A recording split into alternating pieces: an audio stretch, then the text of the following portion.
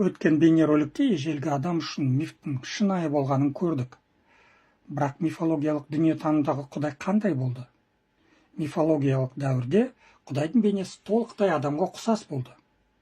Ол адам сияқты сөйлейді, келісім жасайды, қуанады, ашуланады, өкінеді, мейірім көрсетеді, жаза береді.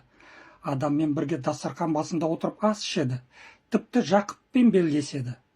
Сондықтан ежелгі адам үшін Құдай түсініксіз немесе беймәлім күш емес еді. Ол адамға ұқсас болғандықтан, оның еркі де, талаптары да адамға толық түсінікті болды.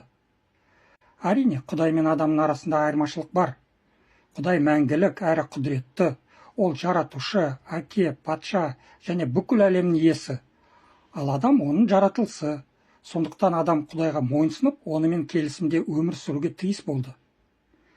Дәл осы адамға ұқсас Құдай бейнесі философиялық дәуірде біртіндеп өзгеріп, адамдық қасиеттерінен айырыла бастайды. Келесі бейнероликте мифологиялық дүниетанымдағы ақиқаттың қайнар көзі қайда екенін қарастырамыз.